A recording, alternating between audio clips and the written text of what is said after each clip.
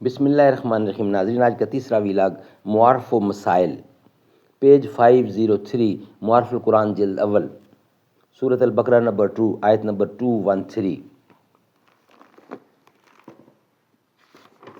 معارف القرآن جلد اول، سورۃ الفاتح سے لے کر سورۃ البقرہ، پارہ اول تا پارہ تیسرا، رکوع 8واں۔ رائٹر ہیں اس کتاب کے مفتی اعظم پاکستان حضرت مولانا مفتی محمد شفیع صاحب رحمۃ اللہ علیہ۔ بسم اللہ الرحمن الرحیم۔ الحمد للہ وکفی وسلام علی عبادہ الذین اصطفی۔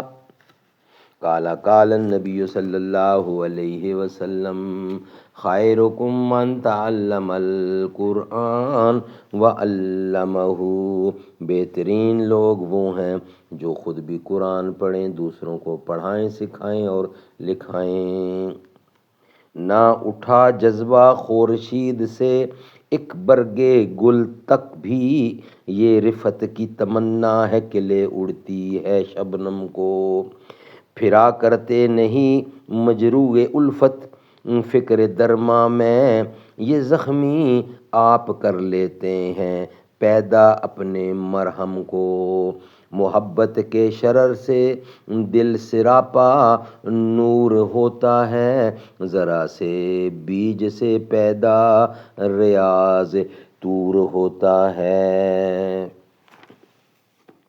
اس آیت میں یہ بیان کیا گیا ہے کہ کسی زمانے میں تمام انسان ایک ہی مذہب و ملت اور عقیدہ و خیال پر تھے، جو ملت حق اور دین فطرت تھی۔ پھر ان میں مزاج و مذاق اور رائے فکر کے اختلاف سے بہت سے مختلف خیالات و عقائد پیدا ہو گئے، جن میں یہ امتیاز کرنا دشوار تھا کہ ان میں حق کون سا ہے اور باطل کون سا۔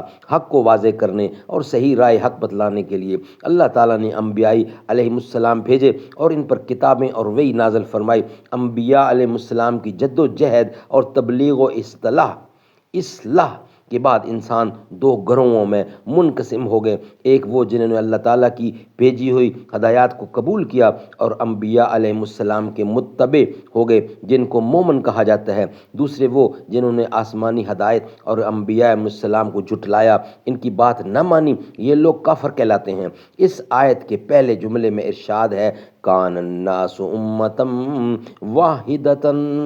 امام راغب اصفہانی رحمۃ اللہ نے مفردات القرآن میں فرمایا ہے کہ لفظ امت عربی لغت کے اعتبار سے ہر ایسی جماعت کو کہا جاتا ہے جس میں کسی وجہ سے رابطہ و اتحاد اور وحدت قائم ہو، خواہ یہ وحدت نظریات و عقائد کی ہو یا ایک زمانے میں یا کسی ایک خطہ ملک میں جمع ہونے کی ہو، یا کسی دوسرے علاقے میں، یعنی نسبت یعنی نسب، زبان، رنگ وغیرہ کی۔ مفہوم اس جملے کا یہ ہے کہ کسی زمانے میں تمام انسان باہم متفق و متحد ایک جماعت تھے۔ اس میں دو باتیں قابل غور ہیں۔ انشاءاللہ اس کو نیکسٹ ویلاگ کا حصہ بنائیں گے۔ ویلاگ نمبر 4 میں یہ باقی حصہ انشاءاللہ پیش کریں گے۔ ویلاگ نمبر 3 ہمارا کمپلیٹ ہوا۔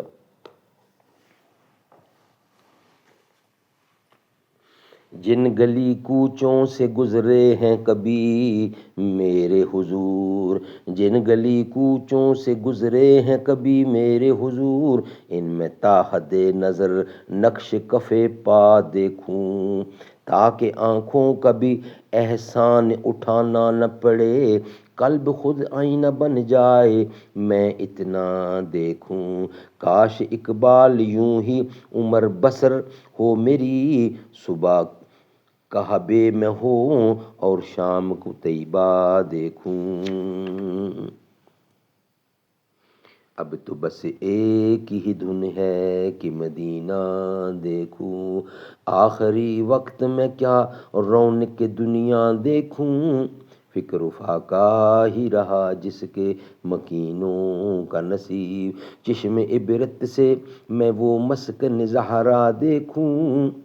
اب از افق تا بے افق ایک ہی جلوہ دیکھوں، جس طرف آنکھ اٹھے روضے والا دیکھوں، میں کہاں ہوں یہ سمجھ لوں تو اٹھاؤں نظریں، دل سنبھل جائے تو میں جانب خضرا دیکھوں۔